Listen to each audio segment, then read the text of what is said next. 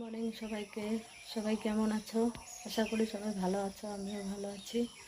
আজকে আবার আমাকে ডাক্তারের কাছে যেতে হবে। তো কাল গিয়েছিলাম, তো ডাক্তার বলেছে আজকে আবার আমাকে যেতে হবে।